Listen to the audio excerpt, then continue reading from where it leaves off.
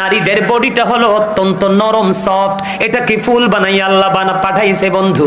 বলে হুজুর ফুল কেন বললেন? যেই নারী স্বামীর কথা মতো চলবে, 5 ওয়াক্ত নামাজ পড়বে, লজ্জাস্থানের হেফাজত করবে, রমজান মাসে রোজাগুলো রাখবে, ওই নারীর জন্য আমার রাসূল বলেছেন 8টা জান্নাতে খোলা থাকবে, সে যেটা দিয়া মন চায় সেটা দিয়ে ঢুকতে পারবে। আল্লাহ রাব্বুল আলামিন নারী সম্পর্কে বলেছেন ওয়াকারনা ফি বুয়ুতিকুন্না ওয়ালা তাবাররাজনা তাবাররুজাল জাহিলিয়াতিল উলা। জোরে জোরে বলুন আল্লাহু আকবার।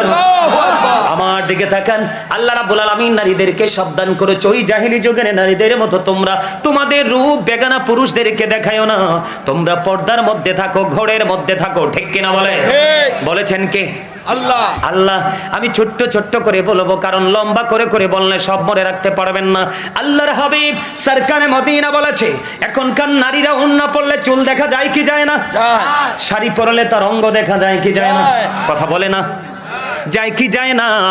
আমার নবীজি বলেছেন, যেই মহিলা পোশাক পরার পরেও, জামা পরার পরেও, শাড়ি পরার পরেও তার অঙ্গ দেখা যায়, তোমরা মনে রেখো ওই মহিলা পোশাক পরিহিত মহিলা নয়, ওই মহিলা হলো ল্যাংটা মহিলা, উলঙ্গিনী। জোরে জোরে কন্যা নাউজুবিল্লাহ। মহিলা যদিও মনে করতেছে সে শাড়ি পরেছে, কি করেছে?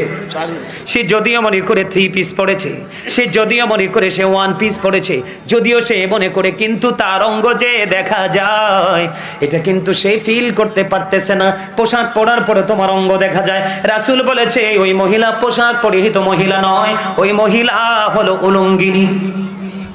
নাউজুবিল্লাহ বলে না? নাউজুবিল্লাহ। আর জোরে কোন নাউজুবিল্লাহ। আল্লাহর হাবিব বলে দিয়েছেন, নারীদেরকে বলে দিয়েছেন নারী হলো গোপনীয় জীব। নারী কি? গোপনীয়। গোপনীয় জীব।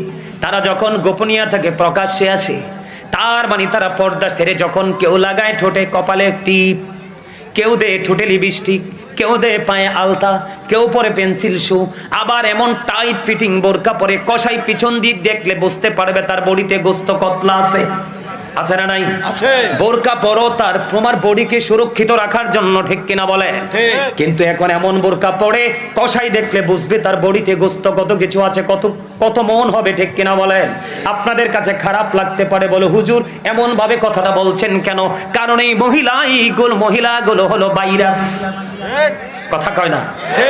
আজকে যদি মহিলারা পর্দা করে চলতো, তারা যদি তাদের অঙ্গ প্রত্যঙ্গ ঢেকে রাখতো, এই সমাজ কোনোদিন নষ্ট হতো না।